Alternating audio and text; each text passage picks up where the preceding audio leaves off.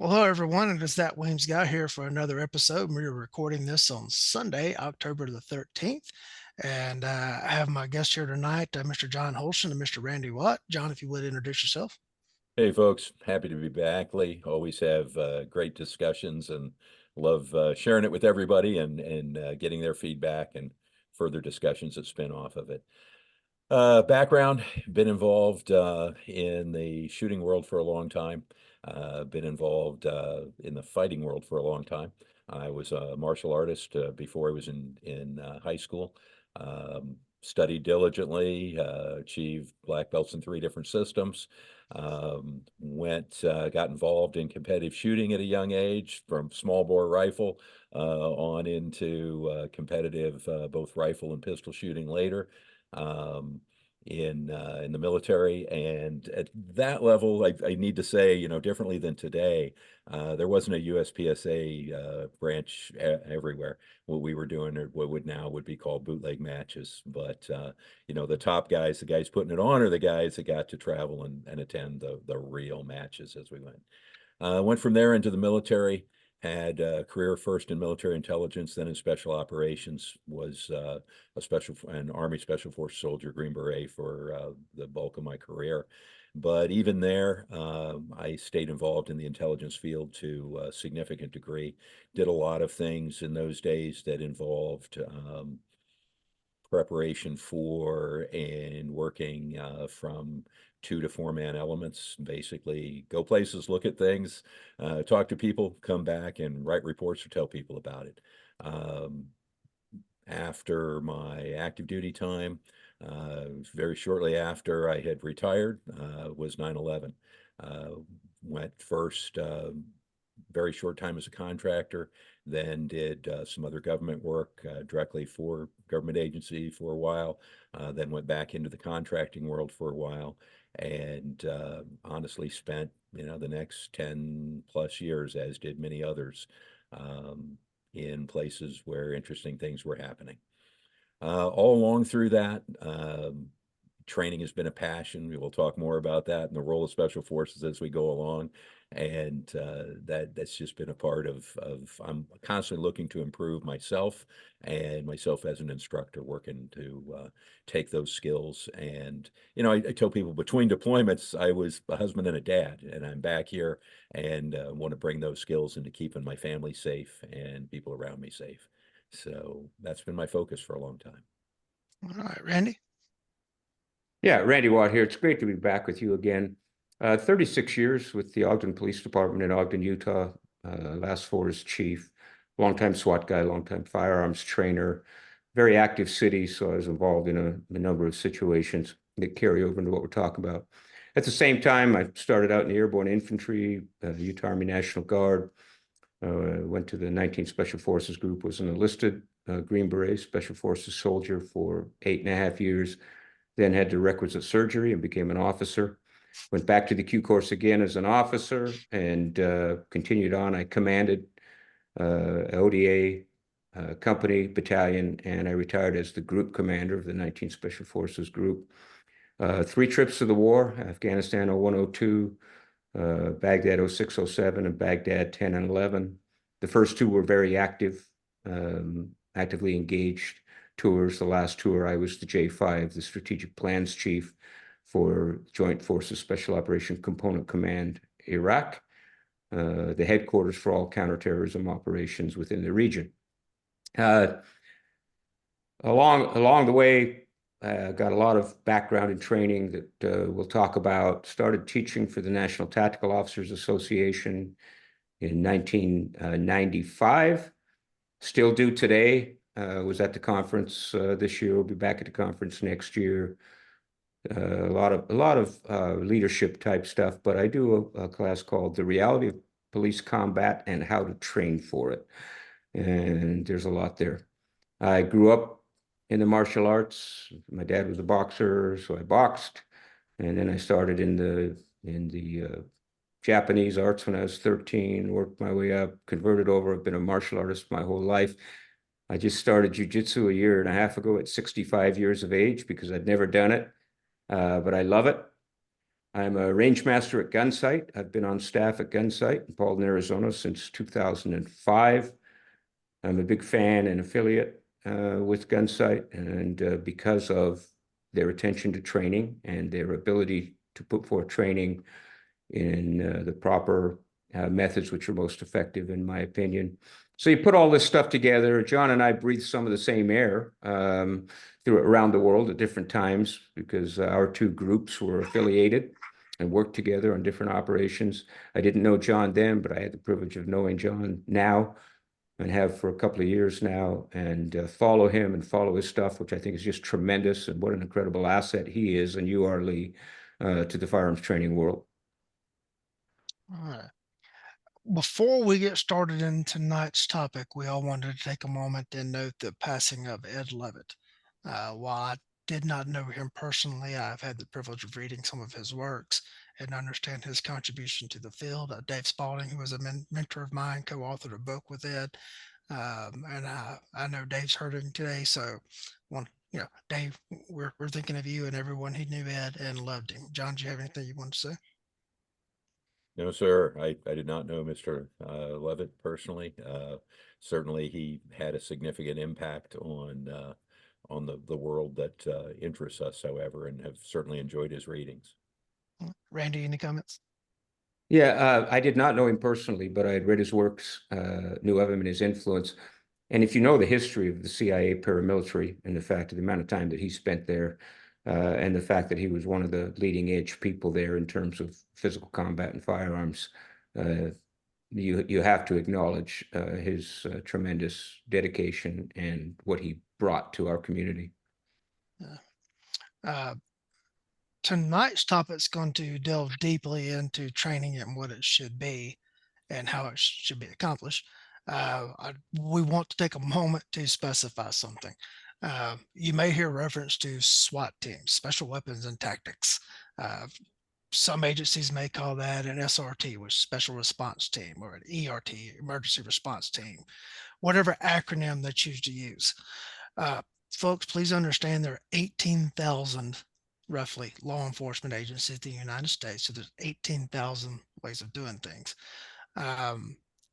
When you use the acronym SWAT or any of the other ones, that could be everything from an honest to goodness professional team like LAPD SWAT down to a bunch of guys who went and bought SWAT t-shirts and put on some sort of gear that looks tactical and called themselves a SWAT team.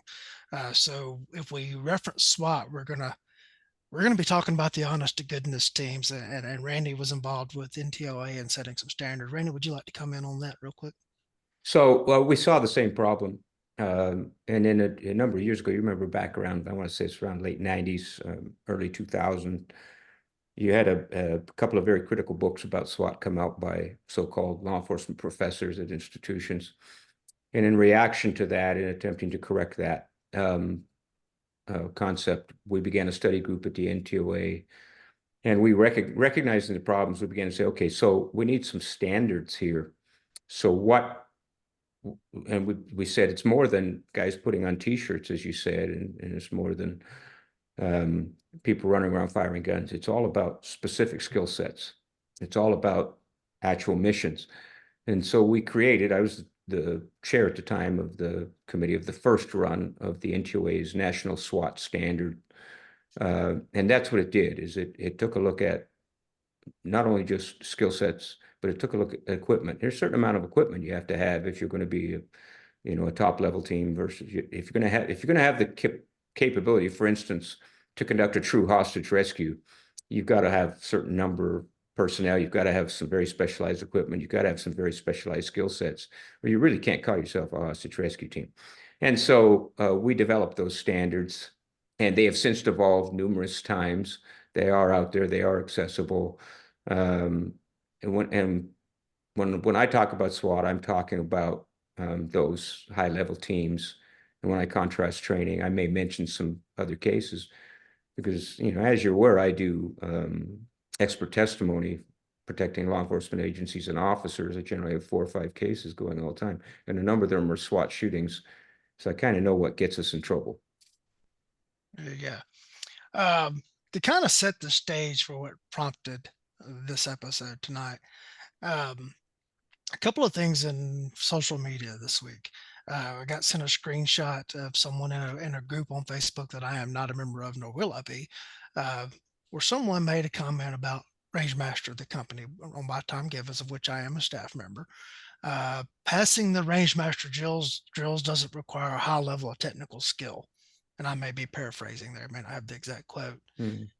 Well, they're absolutely right. It doesn't take a high level of pure technical skill. I said it. Okay, fine. But there was another one that came out.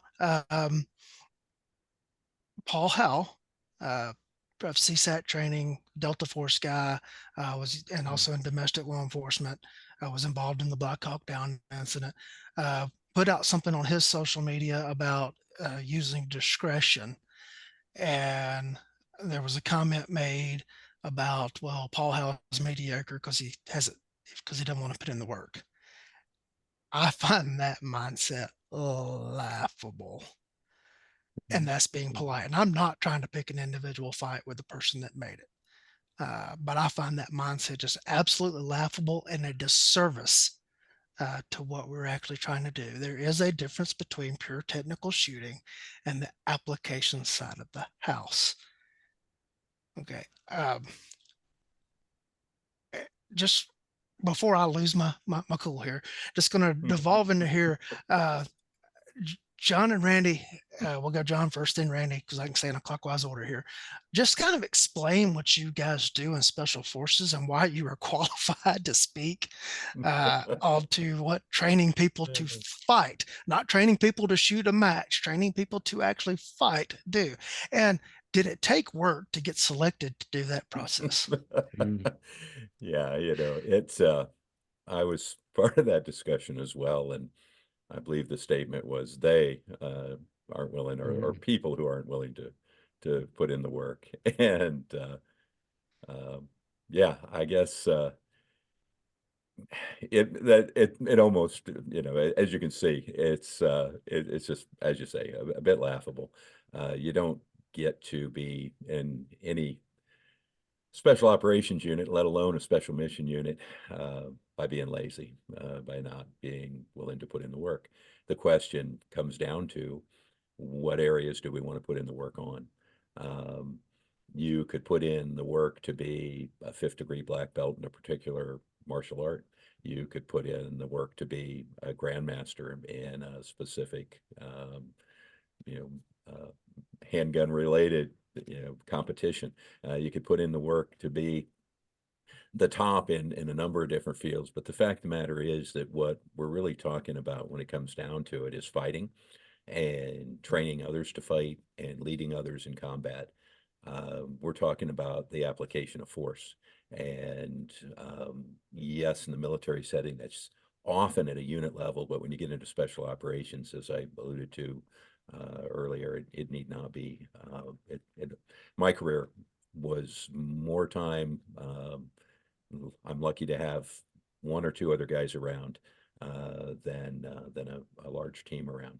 But regardless, the fact of the matter is there is no one single modality of training that is going to teach you all you need to know, even about a particular skill set. And if you're going to be in the special operations world, really, we used to say, quite frankly, that we were the jack of all trades and master of none. Now, having said that, I can't tell you how many times that I saw in training events that our people were up to the level of everybody but the absolute masters of whatever that field was. But one of the things that made us so, for example, I had a task one time to train all of our people in 1st Special Forces Group that needed to train them to be mortar safety officers. So what did I do? I went over to the guys that shot mortars all day, every day, that was their primary job. And I said, hey, I know a little bit about this and I need to know a lot more. Teach me. Then we go through that process and take it back to where you came from. But you don't get to those kind of places by being lazy. It's just, we've chose to put our efforts in a different area, and why not just recognize that and move on rather than make comments like that. Randy? Yeah, so it appears like there's this this concept of I don't know, being the most alpha male that probably comes into play here. That and people's egos and identities get wrapped up in certain things. What they don't understand is what goes on behind someone like Paul, Howard, John, or myself, or what goes on, how you even get to a unit, um, the intensity of the selection processes that exist, um, which weed out more people than they let in, the intensity of the training programs. And then when you look at training, you look at the concept. Well, getting back to Paul, let's define the work, right? When you say in our world, when you say work to us, when we use the acronym work, we're going to work. It means we're going out after somebody.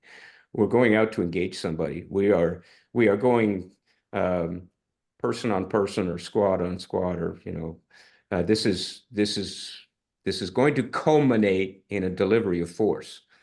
And I have in years past, I don't shoot competition. And it's not simply because I don't want to or I think anything less of it. I think it's a great thing for people. And I think it plays a role in developing certain skills, but it is definitely not an end all. And so if you look at the history of particularly the special mission unit that Paul Howell belonged to, what it takes to develop an operator and get him ready to go to work is far beyond the norm of literally anybody else in the world. There are only a couple of other special mission units that even approach the level of what it is. They have the best armors. Over times in evolution, particularly, let's take the firearms unit, which Paul Howell was very, very familiar. And you look at a number of other people that have come from that same background. You look at Haney, you look at Vickers, you look at McNamara, you look at very big names in our world. If you understood what they went through, because that special mission unit spared no expense at developing those people to be trainers of their best people. They sent them to the best schools.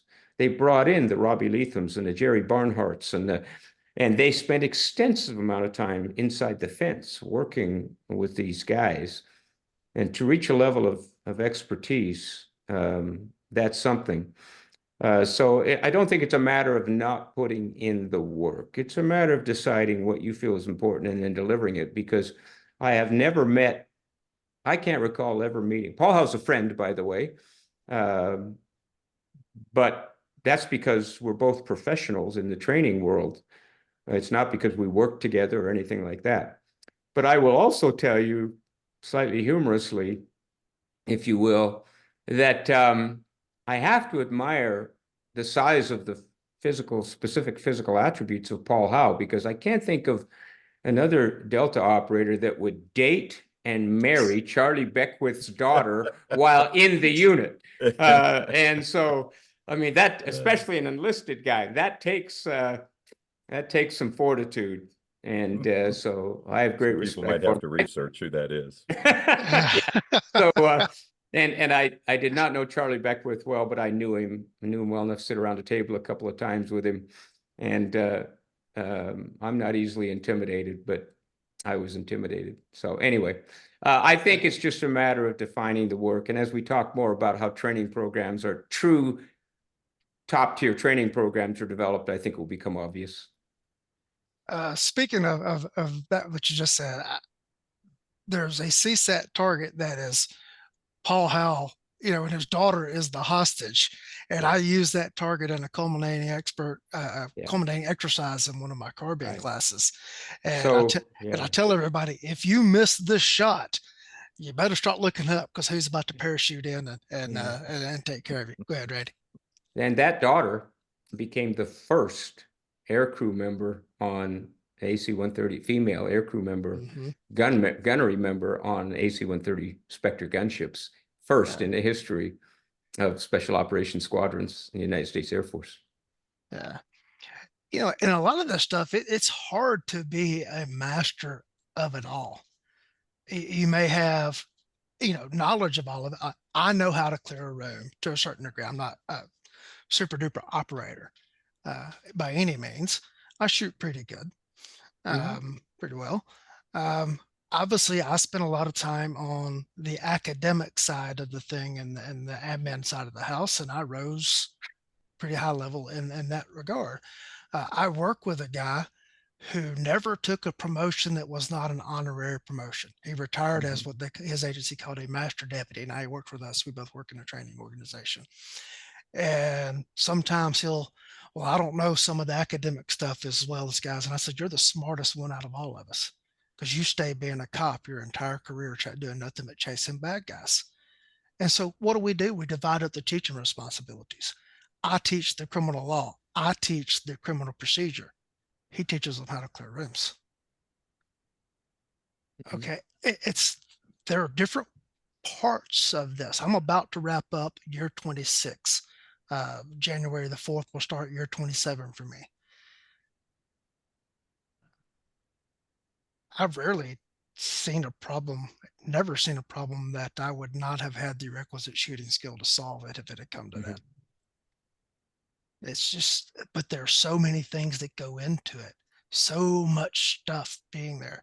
Now I teach baby cops all day long, every day, and getting them from walking through the door, not knowing how to be a cop, to trying to get them ready to go out to be in their field training program. All the stuff that goes into that. And quite frankly, the pressing the trigger and putting the hole in the appropriate place on the target is rather small compared to all the mental aspects of everything. Teaching them actually how to clear a room, teaching them the decision making and all the stuff that goes along with that far outseeds the physical skills of shooting the holes in the paper. Well, let's be clear, and I think John will agree that shooting and putting the holes in the paper is not training. Right. Right? That's just a measure of performance with the firearm. We would never dare call that training. Right. Qualifying is not training, and training is Right. not qualifying, right? So, what does it take to build that program? You're absolutely right. And I'll be on the range and I work with them, getting them to the level of qualifying. And then I see the other guys that take them and start teaching them all the tactics. And I see people who do the qualifying part pretty well fall apart on the tactics side. When you actually have to take the skill and apply it under other pressure, especially when you're opposed. When you get set down a dark hallway with a sim gun to go find another guy who's got a sim gun, and there's a pain penalty if you don't do it, I see them fall apart. And Lord mercy, when you start doing it for real, when there's a guy down that dark hallway with a real gun, and you're going to pay real consequences for it. It's this whole notion that running around playing a game or shooting score drills and everything is the be all end all. And the measure of what it takes is just, I want to say laughable because I'm trying not to be confrontational, but the real word's insulting. And I'll stop now and pass to John. Well, again, if we just look at, we'll talk more. We've promised we're going to talk more about training development and delivery and all of that as well. But I mean, the bottom line is we're training to fight, and in training to fight, where that is self-defense. And even in my, I've never been a law enforcement officer. I've had the pleasure of working with and training a lot of them. At some point, we just had a lot of law enforcement officers seeking us out and asking us to come train even their agencies. And I said, look, I'm not a cop. That doesn't make a lot of sense. And they pointed out to me that they said, we're not trying to get you to teach us to be better cops. We're trying to get you to teach us to know more about and be able to use these tools. We'll fit them into being cops. I go, now that I can do. As long as we understand that, we're good. But if you think about fighting, what we're really talking about is fighting with a gun. You've got marksmanship and gun handling. You've got mental preparation, and you've got decision making. And in there, where exactly tactics are an absolute my belief is whether you're fighting unarmed or whether you're fighting with weaponry, tactics really are what makes the biggest difference if the head is in the right place, if the mind and the heart are there. The mechanical stuff, when we get beyond what's in our heart and in our mind, the mechanical stuff, tactics to me falls into the mechanics, similar to the firearm manipulations or the weapon manipulations, whatever that weapon is. But if you're not addressing all three of those, you're not well prepared for fighting. It's just that simple. We need our firearm skills to be at the level of unconscious competence so that we can then free up our cognitive abilities to perceive the situation, manage the situation, and apply the appropriate tactics to give us the best chance of optimal outcomes. So absolutely, you have to be well prepared. Your physical skills, which includes your marksmanship and your gun handling, need to be at the point of unconscious competence. Absolutely no argument there. But what we know is we reach a point of diminishing returns. If you look at even something like USPSA, you look at the percentage of people involved that fall into what categories. Well, it's scored on a curve, so it's kind of built in. But the point is that to move from the B level to an A level, the amount of effort necessary to do that, let's just call that X. The move then from an A level to a master is X plus what? To move from a master to a grandmaster, now you're at the point where, and not that I am any of those, but I know their standards from working with the people that are, and for me to try and shave those tiny time increments off, I'm spending as long at trying to gain a 5% increase in ability that I spent to move from 30% to 50%. So at some point you reach a point of diminishing returns in terms of those pure mechanical abilities. If that is your passion, is to do that, man, that's awesome. Go for it. We all need a passion. We all need hobbies. We all need things to do. But if you're trying to prepare yourself as a fighter, there's probably other things that you would better spend your time on than trying to gain, move from the 80th percentile to the 86th percentile in a particular aspect of the game. And that really is the crux of it to me is we need to be unconsciously competent, but at some point there's diminishing returns. Randy? Let me put it in context. Having a lot of, and like John, having a lot of experience with actual work. So a gunfight, and that's what we're really talking about tonight is a gunfight, fighting with a gun, right? So there are three critical tasks in a gunfight that this is, copyrighted doctor. I don't mind sharing this at all because this is what drives training. I'm going to build my training around this process. So there are three critical tasks in order in a gunfight. Number one, make correct and in-time shooting decisions. Number one. Correct, meaning it's legal, ethical, and moral. Okay? That's it. If you don't know the legal, if you don't have an understanding of ethical, and you don't have a moral compass to guide those things, right? The gun's going to come out too soon, or the gun's going to come out too late, or the gun's going to be employed at the wrong time for the wrong reasons. So critical task number one is make correct and in-time shooting decisions. Now, what does in time means? In time means that you have the ability to process the situation rapidly enough to arrive at the right conclusion before you're either wrong or dead, or both, wrong and dead, right? So how do we build that? Well, first, we have to know and understand the law, really understand the law, which, I don't know that competition shooting focuses a lot on the law, but we do in terms of law enforcement. Now, in the military, well, I won't go there now, but there's a little different concept in terms of the law as it applies to work. Again, downrange, because CONUS, we don't do work. So, but that's the concept. And then the in time is, how do I build a training program that allows people to process on a regular basis the right kinds of things necessary to build a rapid assessment of a developing situation and determine what that correct output is. Okay, so that's number one. Critical task number one is make correct and in-time shooting decisions. Critical task number two is deliver timely and accurate rounds on target, sufficient to end the threat, and no more than are necessary. Now, here we get into the crux of shooting. All right? Deliver timely and accurate rounds on target. All right.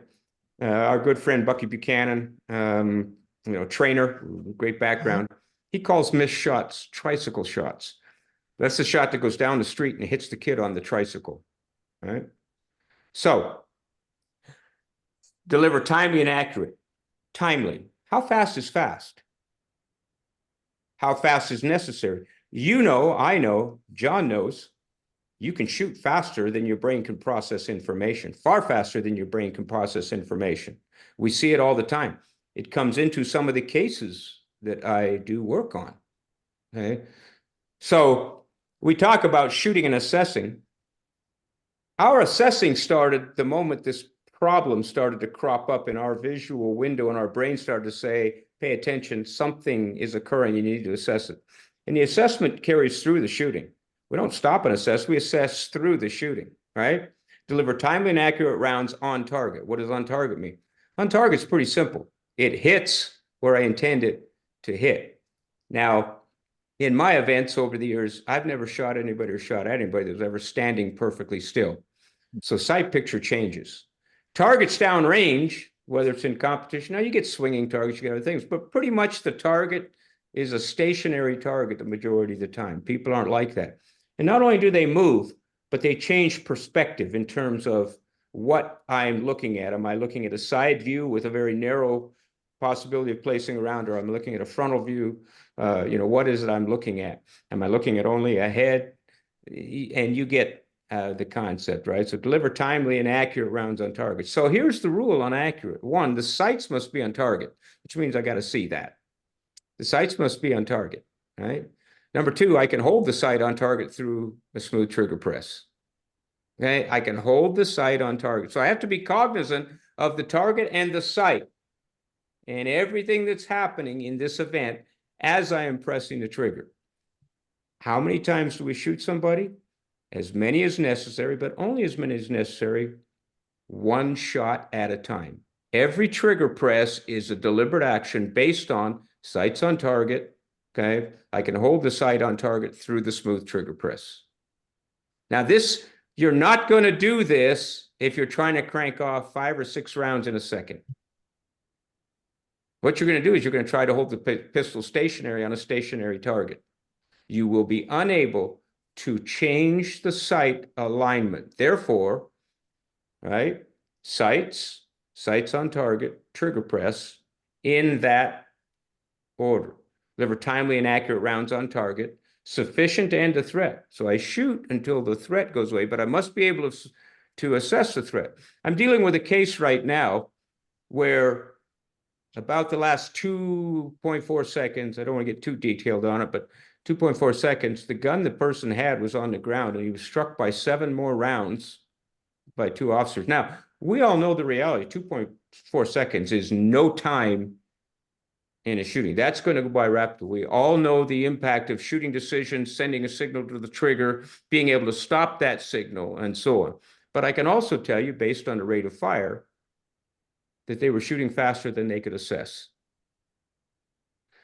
Okay. Now, there seems to be, there's information out there that around 0.4, 0.5, or 2 shots per second, you can continue to assess the impact on your target, assess what the reaction is. It seems to be that. In fact, one good friend of ours, a trainer at a class, he said it was an LAPD study that determined that. So I called George Ryan, who was the Sergeant 2 at the firearms unit, and I said, hey, George, can I get a copy of the study? He said, I don't know what you're talking about because we didn't do it. So I called Randy Tweedy over at Los Angeles Sheriff's Department, who was head then of the firearms unit, and he's now the director of training for Staccato. You guys know Randy.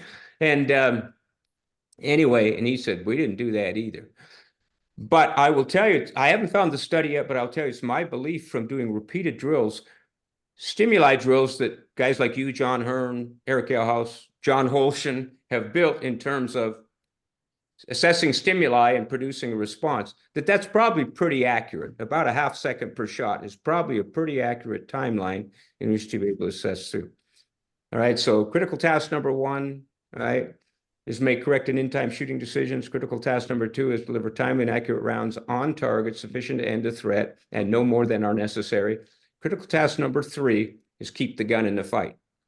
There are basic skills to that. And what I mean by keeping the gun in the fight is being able to, if necessary, fire strong hand only. Being able to, if necessary, extremely rare, but I do know of 2 cases, having to utilize support hand as the firing mechanism. So there should be some development of skill there. It's also dealing with the common stoppages of fire. Some people call them malfunctions. Being able to deal with those to keep the gun in the fight. It's also being able to conduct an emergency reload. All right. Now, attack reload, that should be kind of an automated thing, but that's more in my brain in terms of the work and my experience. A tactical reload is more of it's almost an admin thing. There's no fight in front of me. There's nothing, but just in case, you know, like Colonel Cooper once said, a partially loaded firearm makes absolutely no sense. So we get that, but an emergency reload, they're very rare. They're very rare in civilian shootings and reload. You know, as John at Active Self-Protection says, you go to the fight with what you have in the gun. Okay, fine. But I personally have reloaded in a gunfight, both in law enforcement and, of course, military. It's a different world. And I have been on the scene where a couple of officers have had to reload, where they're in lockback and they need to reload. So I think that's a critical skill. So those are the three tasks, critical tasks, I believe, that are gunfighting. So now we build a training program around that. That's where we are, because we need to produce those 3 critical tasks, and they're supported by a whole bunch of skill sets that you develop. Yeah, I'm amazed by becoming more and more amazed by artificial intelligence, because there were several times you made a key point, like graphics just started appearing on the screen behind you. Yeah. I'm like, wow, this Zoom thing is like, it's like, really, it's something like really cool. And like there was a thumbs up icon. I'm like, how did that happen? Yeah, I know this is recorded, but I'm watching balloons go up and I'm going, what is going on here? Yeah. And they all came at like the perfect times for that. I'm like, wow. Yeah. This is pretty cool. I'm worried. Now I'm training some AI brain and I'm going to have to fight him at some time. I think Zoom just became self-aware. Yeah. Uh-oh. Yeah. I love that putting it in very, very, very succinct terms there. John, I saw you writing, taking notes and all that kind of stuff. And as I've said often before, John, I always learn when you ask me a question. And so I know as Randy was saying stuff, you came up with questions to ask. So you have the floor. Yeah, questions and some supporting stuff as well. Yeah. You know, the key, and this is not in any way unique to fighting. This is something that is being looked at in all professional sports now. There's a lot of research that indicates that a significant difference in success is seeing the right thing at the right time first.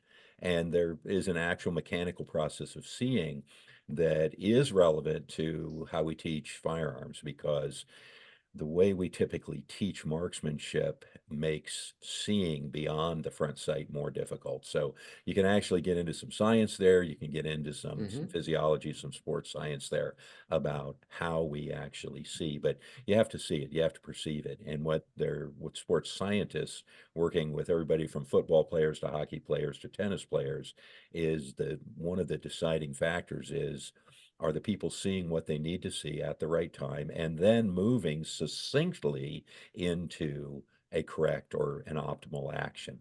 And this is where, as a trainer, as you know, I've spent some time focusing, because how do we get the repetitions of this? Because repetition is what's necessary for automaticity. That also is something we know from sports science. The only true way to get automaticity, or that unconscious performance, is repetition. And most of the time when we talk about this stuff, people the first place that people's thoughts go to is force on force. And that's absolutely valid, but there are a couple of issues with that. One, when they think about force on force, mostly what they're thinking about is relatively unscripted force on force.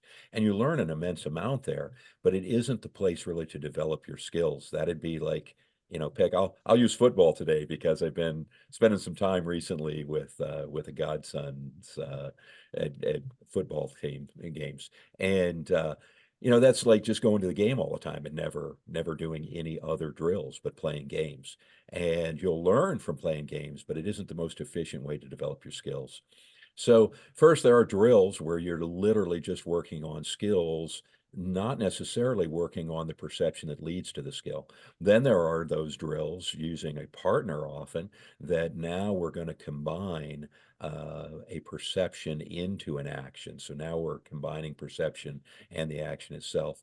Eventually, we may get into, running plays, specific plays against opponents, and eventually we get to free form a game.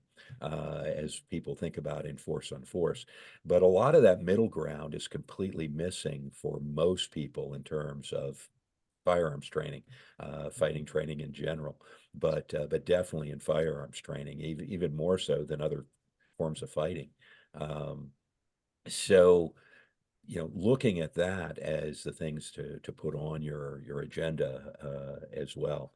The other is, as Randy said, movement, and that in real fights, nobody stands still. Did you hear me? I said nobody. That means unless you are unique, you're not standing still either. For various reasons, unless we're talking about a prepared defense where I'm already in the very best place to be, I need to be moving. And we need to build that in as well. And then we need the reality of that. What commonly passes for shooting and moving is somebody moving at about 1/5 of their movement speed, shooting at about 1/2 of their potential shooting speed, and that's useless in a fight. That's just utterly ridiculous. You may as well stand still and shoot at full speed, where at least you got a chance of hitting the other guy. But movement's absolutely critical, so we got to build that in as well. But what we're really getting to here is that process of training where you start first with a task analysis that leads to a needs analysis, and then you break that down. You look at that task analysis and you say, what are the skills, attributes, knowledge that I need to be successful in this? And then you look at what are the methodologies of training that will allow me to develop those physical skills, those mental knowledge, attributes, abilities as well, perceptual abilities, and then we need to practice on those. And that is where, I just lose interest in standing there and working a specific shooting drill, trying to get it faster and faster. The other piece of that I know is that real human beings, short of a central nervous system hit, if we're talking about a handgun, people do not cease actions immediately when shot. So that quarter second or whatever that you are ahead of the other guy, it's better than being a quarter second behind him, don't get me wrong. But if you think that it's going to end the encounter and make it so you don't get hurt, you're wrong. You're just flat ass wrong. The other piece that's completely missing in all of the shooting sports is we really can't afford to get scored on in a fight with a firearm. And don't get me wrong, I have the background and I understand the mental attribute to continue to fight through whatever. I give myself permission to stop fighting if I'm unconscious, and only then. And when I regain consciousness, I train to immediately determine if there's still a fight, I need to get back into it. I get it. But if your techniques, tactics, and procedures and your training do not take into account how to minimize the chance of getting shot, your chance of success goes down dramatically. And so there we go back to movement, use of cover, those aspects again that have to be present. But again, for all of that to work, you've got to be able to see, perceive, and act. These are skills like you need on the football. Again, the quarterback is the obvious one, but everybody needs to do it to a degree. You're keeping track of the other players on the field, what the if you're on the offense in particular, you're trying to keep track of your receivers, you're trying to keep track of your rushers, you're maneuvering on the field to gain the time you need to complete the pass and or to get in behind the blocker or to get into the pocket, whatever. You got to be able to see and do all of that stuff. And again, that I know that's difficult for people to find places that train in that, but it is out there. And rather than just going to the range and doing 100 draw strokes, I've been there. There are times not all that long ago before a shoulder injury where I literally would say, okay, I'm going to do 51 shot, draw and fire one shot from 25 yards, 1.5 seconds per shot, just and see how, hey, that felt good. Let's do another 50 and do 100 of them. Why? That is a particular focus of a particular time.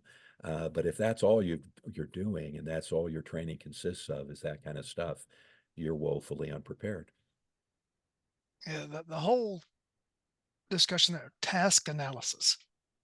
Yeah, actually looking at what the whole task involves and then what do we need to be able to accomplish that task and then breaking that whole thing down.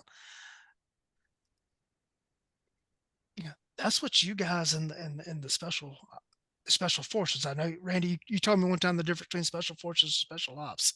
Yeah. But that's what y'all do is y'all go around the world training people in that. Right. So, yeah, Special Forces is a natural branch of the United States military. That's the Green Berets. So you're referring to a specific unit that both John and I served in for a lot of years.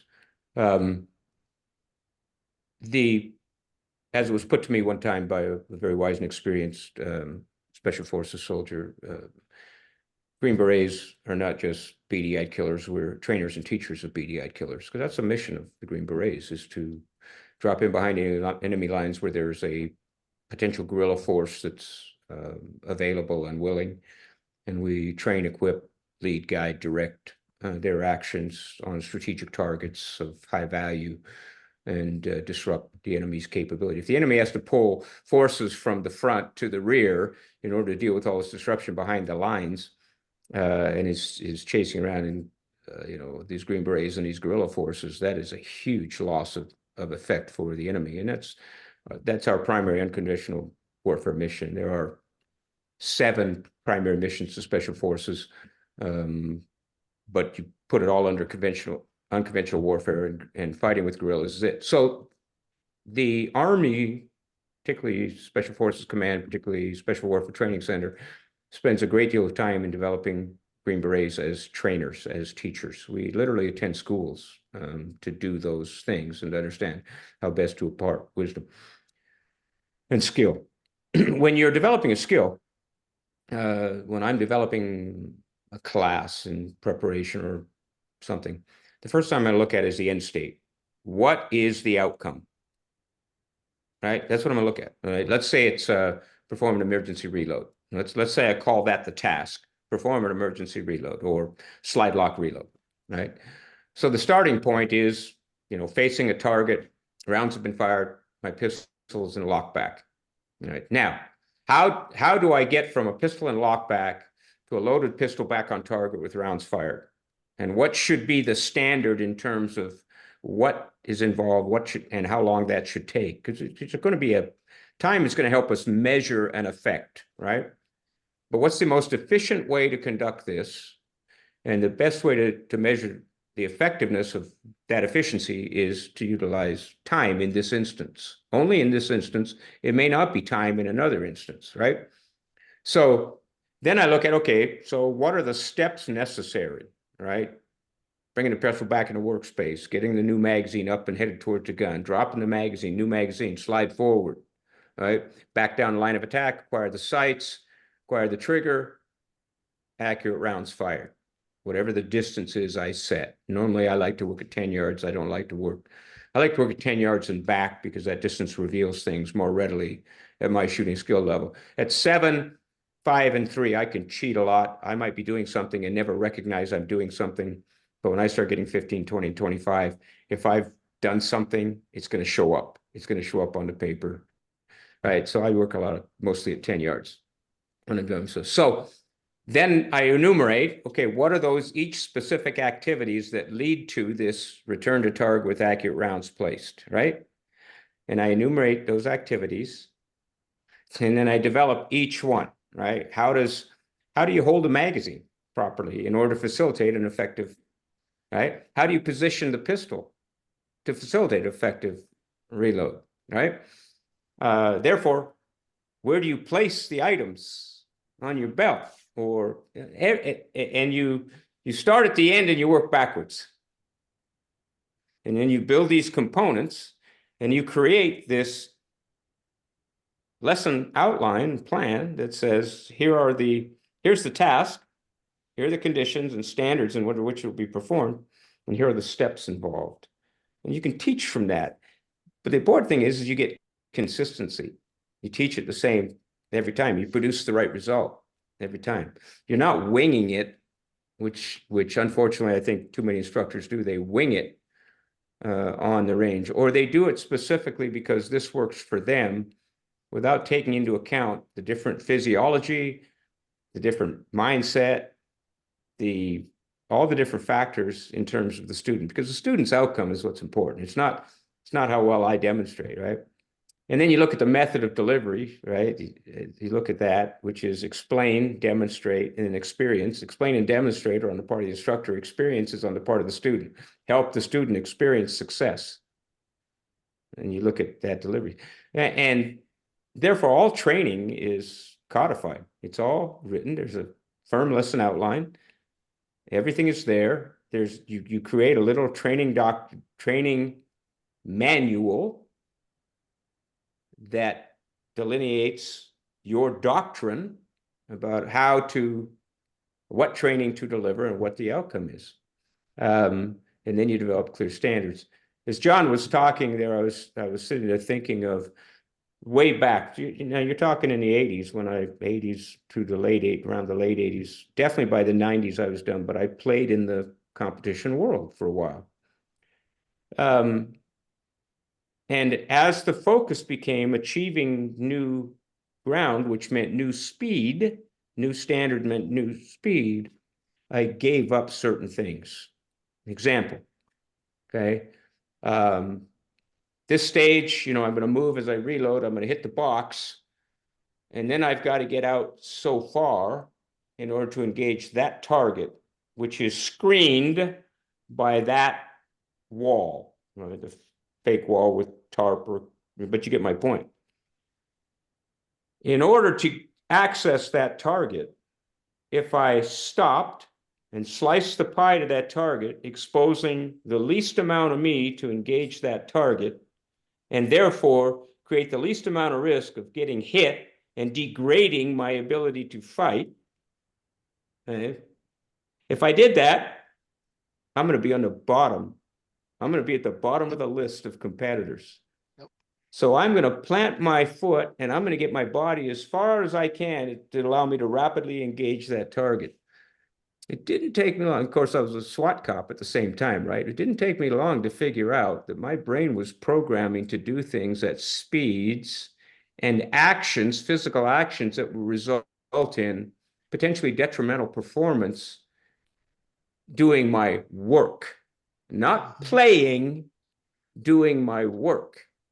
So I had to, make some trade-offs, but you understand what I'm saying. One is geared to accomplishing a specific end. And if the specific end is speed, then you're going to give up a whole bunch of other things. You can get too defensive, right? You can take too long to do something, right? So you're finding, that balance, but that balance has to be based on this clear expectation outcomes in terms of training that are delineated in training outlines and programs and that are taught to that standard to produce that specified performance and that outcome. And you have to build that. And that gets built on those three critical tasks, the components of those three critical tasks. And as John has so well put, it is based on needs analysis, right? So What do I have to do to win? yeah. So in this point in the discussion where I have this discussion with people who currently are most involved with the competitive world, there's two things that I typically hear at this stage. The one is that, well, of course, everybody knows that, and we'll just do it differently. And that there's two suppositions, or there's two things here that we really need to explore with that. The one implies that, and I've heard former Delta guys who are competitive shooters make a comment to the effect of that I've never been confused about whether I was in a gunfight or a match. And I get it, but for that to be relevant, what they're really talking about is they have two channels. They can be on channel A or channel B. Channel A is gunfight, channel B is compete. And many of the people I hear quoting that back to me, there's nothing in their background to indicate that they have another channel. They only know one way to do it. They don't understand what optimal pieing of a corner actually is. They have never experienced how do you minimize your exposure while firing around a corner. They've never experienced that you're lining up on that corner, and guess what? That guy isn't staying put. He's coming to get you. And he means to kill you when he gets you in his sights. And I don't, there's an emotional content, and let's leave that out of it for right now, but just the mechanical content. They don't have another channel to switch to because they don't have the skill set. The other piece that I have experienced with guys that I have been in combat with who are now competitive shooters. And I'll first I'll give a personal example of me doing something. I practiced not standing still anytime my gun stops firing and unexpectedly. Unless I'm behind, I'm already in the very best place to be. If my gun stops firing, whether I had a malfunction or whether I need a reload, I have practiced starting my feet moving. And that has been, I've done that to the point, and I know both of you probably have as well, that it is absolutely, there is no thought involved at all. It is an absolute, it's just a response. Now, believe it or not, you guys know, but for some of you, unconscious competence is not the highest level of performance. Actually, a higher level of performance is unconscious competence with conscious monitoring of that unconscious competence as well. But I'm going to leave that thought for a second. But what I realized was every time I was getting that unexpected stoppage, I was moving in the same direction. And I realized it had happened because of the range that I taught at and where my preferred position was in relationship to my students. So that was the free direction to move. That had become an unconscious performance that every time I needed to move, I moved in one direction. So I recognized it, however, and I made a conscious effort to say, no, here for the next X number of these, or the next, until I tell you different, John, you're always going to go the other way. All right, now we did that for a week or so. Now I want you to go a different direction every time. So now we get that conscious monitoring in there. But what I've seen is, for example, a guy that I've gone through doors with when there were people on the other side we expected people on the other side that wanted to kill us. Where you run your gun when you actually don't know what's around the corner, your gun, particularly a long gun, a rifle, your gun can't be blocking your field of view. You're going to trip on something on the floor that you didn't expect is there. The guy's going to be down behind a piece of furniture or something to where the most visible piece of him is a leg sticking out from behind the piece of furniture he's laying behind to ambush you as you come through the door. So we all learned from people that had been there before us and had it pounded into us and then force on force reinforced. Your gun needs to be low out of your line of sight. I need to be able to see the floor about 6 feet in front of me. And I'm teaching actually teaching a nuclear power plant security force with a guy I hadn't worked with in a couple years. We go to do a demo, we're trading off, and he does a demo of going around a door with his rifle. And as he goes around, it's up in his face. And I'm like, damn. So I got him off to the side and I'm like, hey, dude, we got to talk about this. And I'm thinking to myself, okay, how do I now, professional instructor, how do I now show the students I don't want them to do that without while managing the relationships. But anyway, bottom line is when we spoke and he realized he had been doing a bunch of three-gun stuff and he had habituated. We know the height that the targets have to be at. There aren't going to be any targets down on the ground. There are not going to be any targets below a certain distance. You've got a berm back there. And he had habituated without realizing it, running the gun at that height when he came around the corner. And he's not the only one. I've seen that exact same behavior in. And I've done similar things. Folks, good news, bad news. Training works. What do I mean by that? What you do repetitively will become an unconscious performance. Yes, at the high enough level, when you can learn to consciously monitor it, and if you have other channels to switch to, you can switch to them. But the idea that you're magically going to have some other skill that you've never practiced, and or the idea that you are automatically not going to do the thing that you have the most recent and largest number of repetitions in, those ideas are incorrect and they will lead you to be less than optimally prepared. It's a reality we need to be aware of. So I'll add, because I think this is important. We know more about the science, sports science, of effective physical performance than we've ever known. We have places like Force Science Institute that do some tremendous work. Everything's not perfect because I don't think you can ever achieve understanding how a specific human mind is going to work under stress at any given time. There are other applications and things that we do, but we can get pretty close. We can understand it. We know that physical performance of the firearm in fighting has to be trained, but it's very complex. Just to take one step, you can Google this, just to take one, for a human being standing up to take one step, right? There are 200 firings to the muscle. The nervous system fires 200 signals to muscles to move, to counterbalance, and everything it takes to move that foot out in front and shift the weight, right? 200 muscles are activated in sequence, just in that split second it takes to take one step. So if we understand that it's a complex activity, now we start combining movements, right? I'm going to step forward and I'm going to take one good step forward and I'm going to step hard right. We start figuring out how complex that is in terms of the brain, and we can understand what has to be done to build replicable performance. And one of the key things, and John has hit on it, and I'm just going to add this piece, is, the old saying of practice makes perfect. No, practice makes permanent. Perfect practice makes perfect permanent.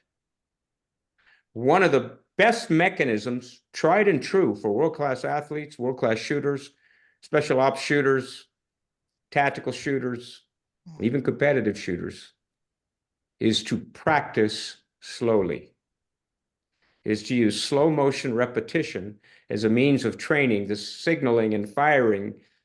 There are, hundreds of thousands of neurons are going to fire, and axons connecting those neurons are going to, the signal branch is going to go, we're going to achieve myelination and repetitive performance if we do it. All right. Now, the next step is then being able to be conscious of, be able to choose to go left or right, as John has so properly put. Right? We can't, for me, movement needs to be a choice. Right? Movement needs to be a chosen action, not just an immediate action. Right? My brain has to be involved. It's just the way it has to be. And so how do you train that? Well, you do some of the things like John does in terms of stimulating responses. When I see this, I do this. When I see this chain, whether you're using lights or sound or pictures or videos, one of the ways I train, and this is going to sound a little bit odd to some people, right? But let's go back to critical task number one: make correct and in-time shooting decisions. Right? I'll watch a movie wearing my CERT gun, my concealed carry CERT gun, in my concealed carry position, seated on my couch. And when a bad guy does something that meets all the standards, all right, I'll move, draw, and hit him on the screen with my circ gun. I'm training the brain to see through this myriad of actions and activities and find the one that says, okay, this is legal, moral, ethical, and moral. And this situation demands this response, and then the response occurs, right? I'm not working on the shooting. I'm working on the processing, right? Whether you do it with a FAT system or with a Virtra, or whether you do it with meditation. Really good competitors use meditation, right? Which is, it's not mystical. It's just quiet thinking, good breathing, and then creating movies in your mind. See, one of the keys is the brain doesn't know the difference between real or imagined. It doesn't know the difference. It will respond based on what you key. So you literally can put yourself in an action movie in your head, create the proper stimulus, and therefore create in your mind the response. And you do that, and then you take that response and put it into physical action on the range, and guess what? You've programmed critical task number 1 and critical task number 2. They're now linked, right? And then you program critical number 3, keeping the critical task number 3, which is keeping the gun in the fight. So now I'll do this, but I'll only have 3 rounds in the gun. Now I have 5 rounds in a dummy round, whatever it takes. And I link those 3 critical tasks in performance. And I think that's how you produce the outcome. Then, and it's my opinion that a shot clock should never be used as a performance standard per se, but it can be used as a measure of improvement in performance. In this situation, in this circumstance, is dressed this way. My baseline presentation to first round shot is X. I do that enough times, it's now X minus 0.25 second. Okay, that shows improvement. But it does not it does not become, right? I'm no good if I can't do it in 1 second. Right? And all of this, what it becomes is, what are my skill sets? And then we're back to that old question of how fast is fast, and what's necessary in this situation circumstance to win. Does a 1 second versus a 1.5 second presentation make the difference? I have yet to be convinced that it does. It all depends on when you start. That's exactly right. And how far you are out, Fred, in critical task number 1. Mm-hmm. Yep. Yeah. That's what I mean by when you start. Yeah. That's the key right there. Yeah, you said something there. You mentioned both simulators and visualization, and no one modality. I'm a believer that no one modality will do everything we need it to. So we need to identify what a modality is optimal for, what it can do for us, and we also need to identify what its limitations are. Why? So that I can look for other modalities that fill in the gap there, and I can make sure that I am balanced in my time and efforts among those modalities as well. And simulators are absolutely great, whether it's a purpose-built simulator or whether you're using the TV show. You're really doing the same thing. Of course, you're letting yourself work through those mental processes, identify exactly what the moment looks like, and that is everything from the person's behavior, utterances, the appearance of the weapon. What's a gun look like? Well, it depends. How big, how small, what color, at what angle, in what lighting condition. What that modality doesn't do for us is it misses the portion of our brain that monitors dimension. Actual 3-dimensional action is literally not activated by that modality. Doesn't mean it's a bad modality. It means that there was a time that I had access to a simulator, and I probably spent, total of an hour or so, maybe a little more per week on the simulator, because I would go in there during my lunch hour. Actually, as I think about it, quite a bit more than an hour a week when I add it all up. Learned a lot on a simulator, learned a lot about my reactions, and trained a lot on it.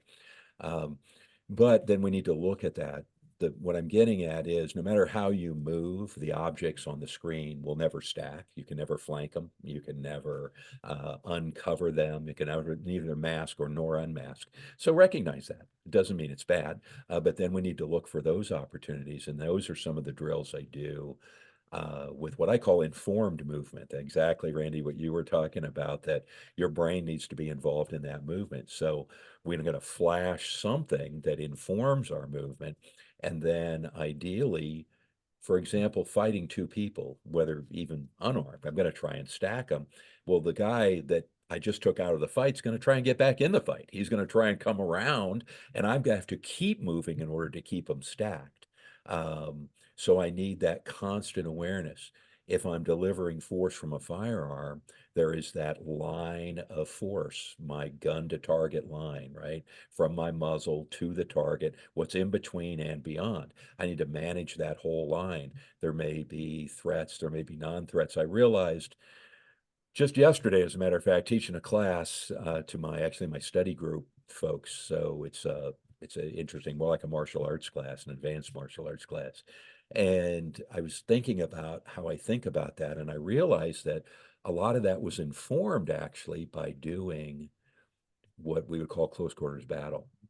And you might say, well, that has nothing to do with the civilian world. Well, actually, entering that room with an animated threat who is going to move, with my teammates who are moving, needing to determine in real time, number one, whether I needed to shoot that guy and wanted to shoot that guy, and then managing all of the angles involved with furniture in the room, with unknown into the empty room, with possible no shoots behind him, with him moving to get in between myself and a teammate.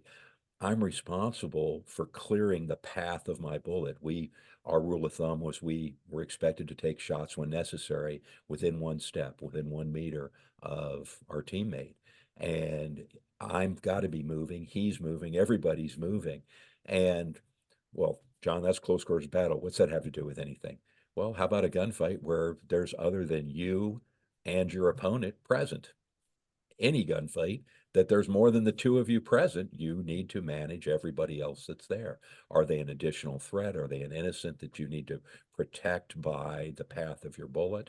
Are they someone that you need to keep in your realm of observation because they might join in the conflict on the other guy's side? In other words, become a second threat.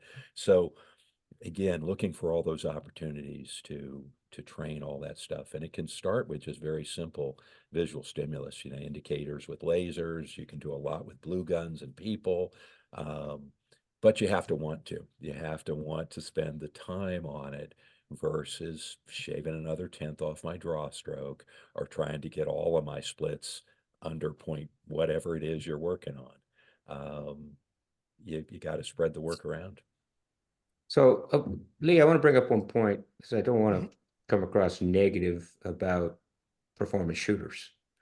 I was supported both by my Army commands and by my police department to attend training with a lot of world-class shooters. In fact, this is probably in November, I'll be training with Robbie Leatham again. It's probably my 5th time with Robbie Leatham. I was privileged to be sent to schools by Jerry Barnhart, by Ken Hackathorn, Rob Hott. I could go on with a long list of names of people, the Rogers, variety of people, some of whom were focused on combative shooting, gunfighting, but also many who were focused on shooting faster and better. In fact, the first time I trained with Robbie Leatham in the 90s, he said, he was teaching a bunch of cops, and he said, if you expect me to teach you how to fight, how to be a better gunfighter, I can't do that. But if you want to know how to shoot more efficiently, faster, more accurately, I'm your guy. And he was. I mean, anybody who trains with Robbie knows that the guy is just outstanding. So there's not a thing wrong with training for performance shooting. Competition is taking that performance shooting into a competitive world or a gaming world, because at the end of the day, when you cut it, competition shooting is a game. It has a score, it has trophies and awards for performance. It's a game. And how much you play that game is up to you. I've got nothing against anybody playing that game, but you better define what your work is first.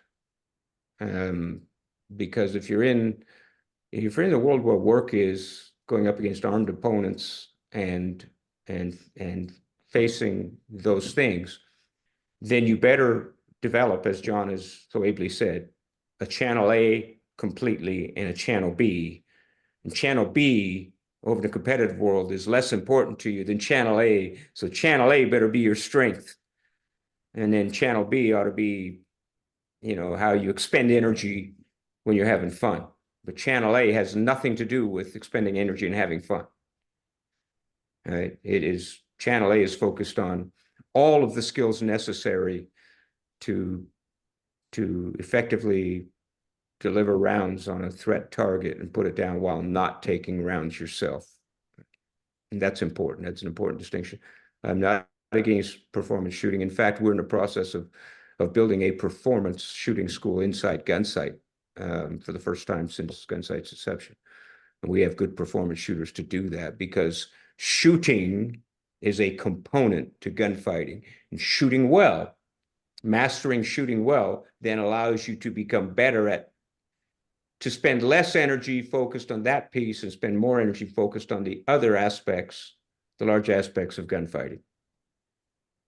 Absolutely. Now, I think that's a key point there because no one that, at least in my circle of folks I follow on the application side of the house, denigrates the need for technical skill. We all push, having as much technical skill that you can muster, it's a good thing. But we also are talking about there's other things beyond the technical skill. And at a certain point, as John used earlier, there's a set of diminishing returns. Do I choose to try to go from 84% to 85% to get a different letter on my card, or do I take the time to do other things? If it's a choice between going to yet another pistol class or going to a medical class, which might be more beneficial for my whole picture there. And that leads me to one more topic I want to hit before we get out of here tonight. We're getting close to our time limit. Is Randy, when we were discussing earlier, we talked about the timeline of Sure. an incident, and I want to make sure we get that in here. Yeah. So, as you study shooting events, and as you do those reviews, there's a timeline to a shooting event. And I always like to start in the middle because what data analysis tells us is the actual gunfight is the smallest time. Generally speaking, 5 seconds is a long gunfight. Generally speaking, 2 to 3 seconds, and we're in that realm. And this thing, shots are fired, this thing is over, win, lose, right there, okay, in that timeline. Preceding that is the shooting decision-making time. And that can be everything from a few seconds in an intense event to an extended period of time, like a special ops mission, pre-mission planning, preparation, rehearsal, all that kind of stuff. It can be, that kind of thing. But that is a longer time than the shooting. So if I'm out there and I'm situationally aware and listening to my intuition and something starts to unfold and I am far enough out in front of it that I can evaluate and assess it and choose to withdraw, which is what I should do if at all possible in the civilian realm. I may not be able to do that in the law enforcement realm, and it definitely may be against the parameters of my mission in the special forces, special operations process. But I have this amount of time. I get way out in front, as John said. I get this amount of time before the actual shooting piece. And I'm going to use that time to effectively set myself up for the best potential outcome in that 3-second piece. The longest period of time follows the shooting, the aftermath of the shooting. And I think this is where a lot of trainers fail their people. And I don't mean that in any type of a negative or malicious way. I just think there's just not enough understanding, nor do we build enough time in our training plan to do this. But the longest period of time post-shooting, criminal and civil, is that. You can expect You may be the most right in the world, but the timeline of the DA's office that's going to review your shoot is going to determine when that box is checked and you're released, right? You're relieved of this situation, no charges filed, and so on. If there are charges filed, you may be acquitted, but you can look at an extended period of time in order to do that, right? In the civil world, times tend to be far longer. If you're looking at civil litigation, time looks a long time. And I would submit to you that it doesn't matter whether you're in law enforcement in the United States or a civilian who gets involved in a shooting, you're going to face criminal review and you're going to be looking at some type of civil action. You are going to, and you should be expecting, and someone should be educating you and training you for that. Right? That piece right there. Now, the mental impacts of being in a shooting may go on the rest of your life. That may well be the longest period of time in terms of this event. And you need to be able to understand that.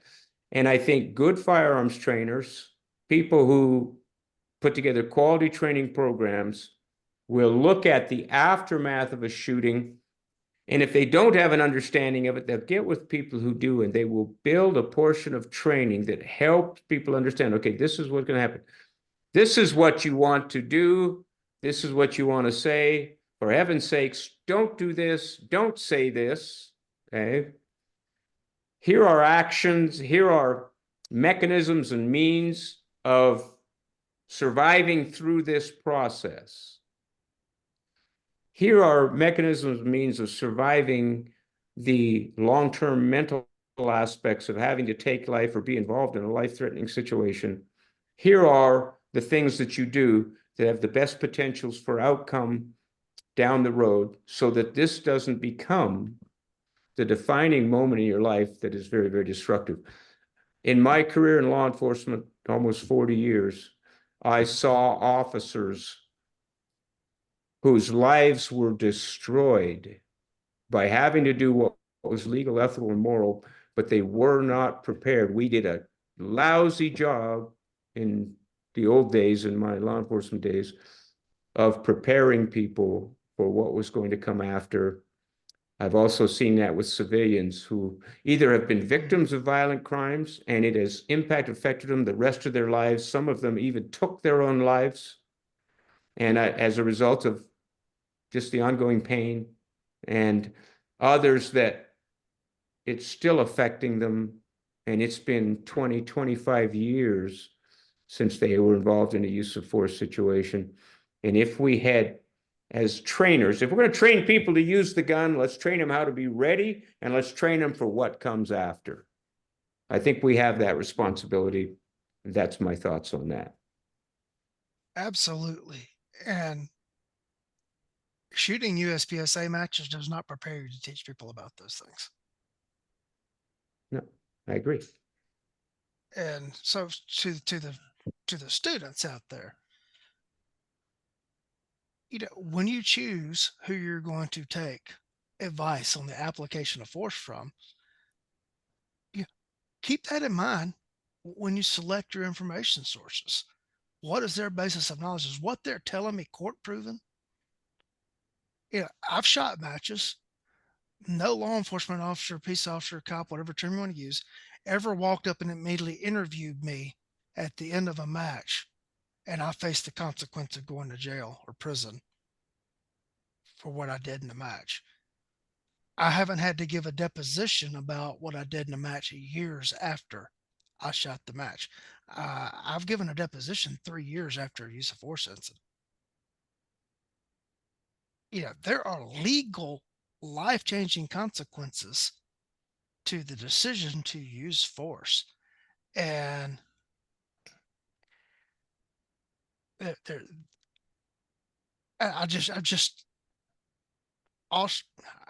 losing my words here well, I play this game really, really, really well. So that qualifies me to talk about all these other things and what you got to know and what you got to be able to do. No. So I'm not a grandmaster level shooter. I have classified as master in one division of IDPA, and I've classified as master in GSF. I'm not qualified to tell a GM USPSA guy how to shoot USPSA matches. But to USPSA guys, if you're not qualified to walk into a courtroom, sit on a stand, and be declared an expert witness to talk about this stuff, then don't try to tell me how to do it and what's necessary. It's two completely different worlds. There's some overlap, but it's completely different worlds, and one of them's got a lot heavier consequences to the than the other does. Yeah, and my parting comment, Lee, is this. I'll go to a gunfight any day with Paul Howe, but I'm going to be very choosy of which USPSA Grandmaster I'm going to go with. There you go. John, you got anything? Yeah, a couple. Uh, So we've kind of talked around this a bit, and it could almost be another show, but another discussion in depth. But there's more than one authority who is a person who has had the opportunity to look at this and a reason for me to believe that they might have an informed opinion. I'm talking uh, physicians and psychologists and trainers working with special operations people. And I'm talking some experienced law enforcement officers who are also competitive shooters. If we're going to put a label on things and say, well, how much is good enough? What I keep hearing is, in comparison to USPSA, a high level B, lower level A shooter probably has all of the physical skill that is necessary to be successful in a gunfight. Um, I don't know that that's perfect or not, but when I reach out to people who I believe have have done work and have played, that's kind of what I hear.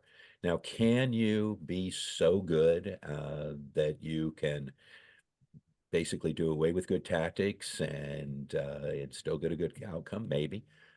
Yeah, absolutely. I've heard a top shooter with no tactical background say to somebody, well, you wouldn't want to get in a gunfight with me, would you? Well, my first thought was, frankly, that's just bullying. Secondly, is you might be good enough to get through this with the application of no tactics. However, it only takes one stumble. It only takes one foul draw. It isn't the way to prepare. And it didn't address at all the legal moral aspect of it That's at right. all. It only takes one wrong action to end up in prison. Exactly. Exactly.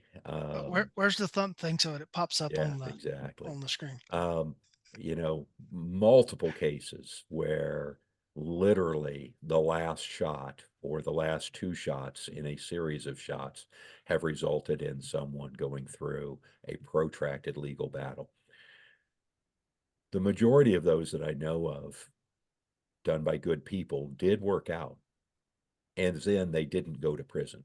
I know some that did, however, and I know some that weren't by good people who did. But the fact is that protracted legal battle is something that you really should try and avoid. It's extremely. I do a limited amount of expert witness work. I'm nowhere near the expert on this that either of my associates here are tonight. But I have seen that emotional damage done by people that are being drugged through the legal system.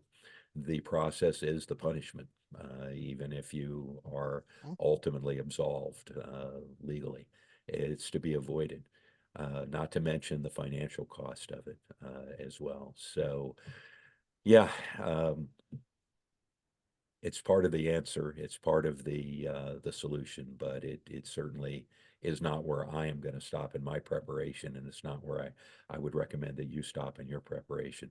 The other piece of it that the stuff that I've been doing has shown me is that if you do not practice taking visual input in and acting on it, by that I mean visual input that is not found inside your sight picture, you are not going to be good at it, right? Just naturally. You're not naturally going to be good at it.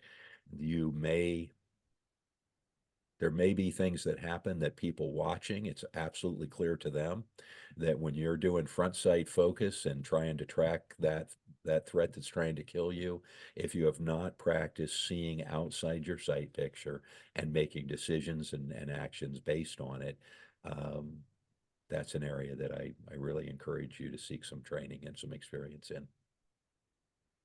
All right, I'll Randy, leave it at anything you that. want to wrap up with?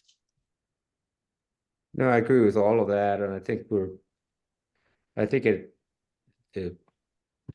the concept of building good training also flips over to those people who might be watching at some point and thinking, how do I evaluate good training? I think if you look at what John and I and what you, Lee, what we've talked about tonight, about how training is structured, how we look at efficiency and resulting effectiveness, and you look at what builds that program, the reality of the situations that you may face, and then those critical tasks and those skill sets, I think they could evaluate whether the individual presenting the training is someone that will offer at least some of what they need in order to become skilled and or effective, in terms of gunfighting, which is the world we focus on, which is the gunfighting world.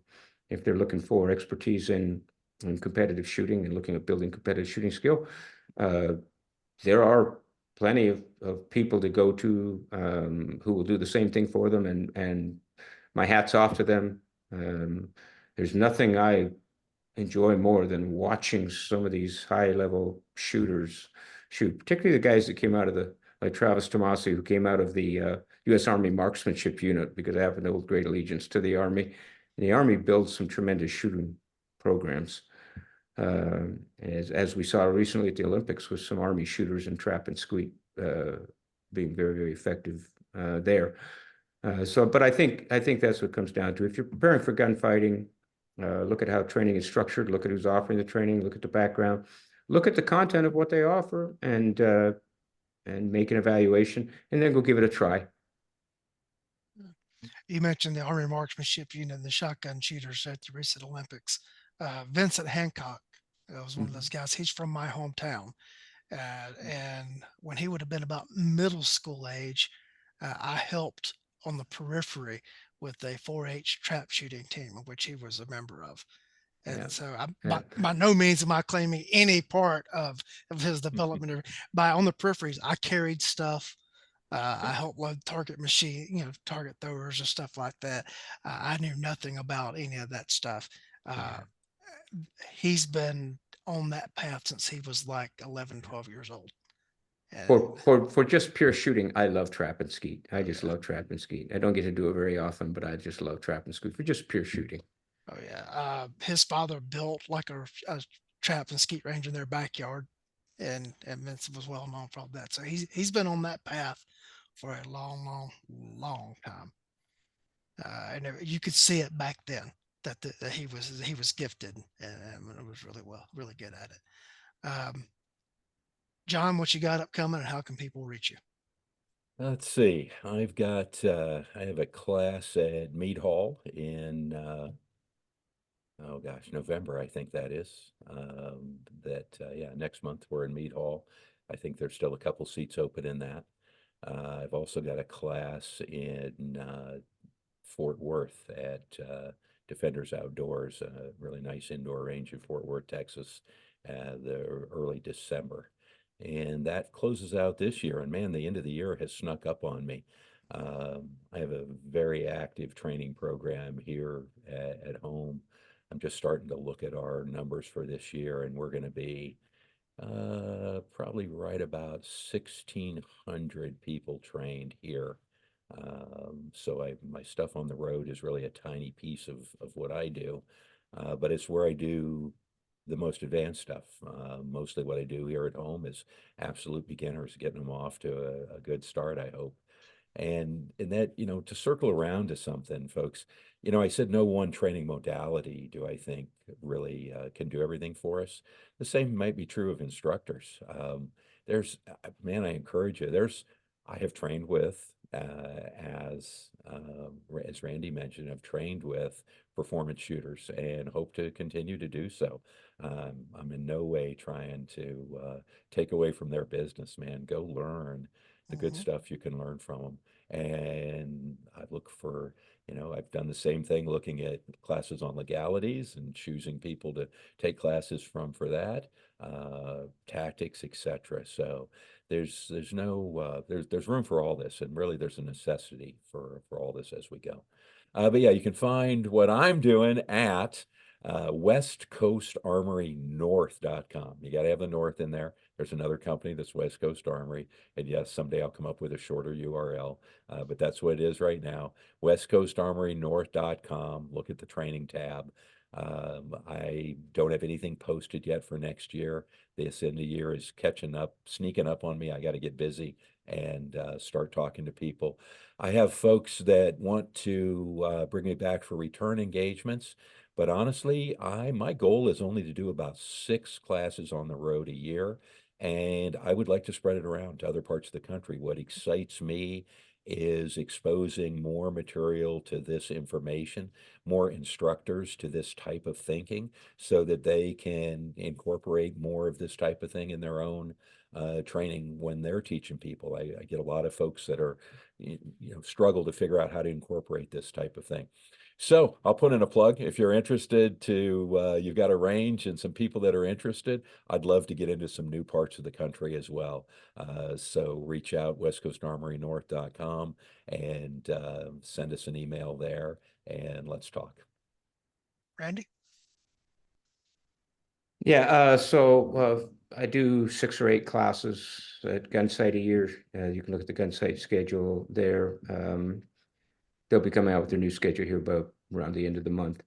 I do 30 to 40 classes here locally. My model here is all day Saturdays, and then Tuesday evenings we do classes. So Warrior Creed, all one word, warriorcreed.us, and you can see the offer. We're just closing out this year's schedule. We've had a little over, among everything I do, we had a little over 2,000 students trained. And we're in the process of putting up next year's schedule. I will also tell you, though, I don't have too many years left doing this. I've got, other things down the road. I'm getting long in the tooth. So I'm trying to, I try to go somewhere every year, at least 2 or 3 places as a student, where I can just kind of fit in as a student. It's getting harder and harder as people recognize the name, but I'm trying to check off my bucket list over the next couple of years. I've never had a chance to train with Tom Givens, so I want to do that before Tom shuts down. Mm-hmm. And some of the same stuff there, and there are 2 or 3 others. John, I will be reaching out to put you on our calendar for next year. I'd like to Awesome. have you down Love here. that. We have a very professional range that we utilize, state of the art. That I think you like, and your methodologies, I think, would be well suited to the state of Utah and what we do down here. And so they can reach me at either Randy at srwinc.us or through warriorcreed.us. And I'm happy to entertain questions. I'm happy to talk about anything. I'm happy to deal with any internet trolls who watch this show. Happy to have a discussion with anybody over the things that we think and we feel based on all the years of experience that we've all put in this world of gunfighting and mastery of arms. All right. Well, today is October the 13th. Next Sunday, the 20th, I have a trigger management class here in Northeast Georgia at Red Hill Range. There's still a few spots in that. That will be my first open enrollment class in over a year. I took a year off to go back to graduate school for my second trip through there, and then I've had 3 surgeries this year, and I'm finally back to where I can get back on the trail and start doing some classes. I had quietly squirreled away 84 hours of comp time and 24 hours of deferred holiday time, so that I could take some time to teach some classes and stuff and not use every day off to be teaching and everything again. And some bean counter noticed it. And so now I'm being told that I have to start burning some of that time. And so I'm afraid that I'm going to be having to take like the random Tuesday off when I don't have a class at my full-time job. Hopefully that will free up some time where I can actually start doing some classes. But then I made the mistake of I kept looking at other grad programs and finally found one today that I want to do. So I don't know if I'm going to be going for round number 3 through grad school again. But hey, I love being the student more as much or more so than being the teacher. Um, folks, we know that your most important asset is your time. I appreciate these guys for giving up their Sunday evening to be on the show with us. Thank you, audience, for choosing to spend your time with us. And we are out.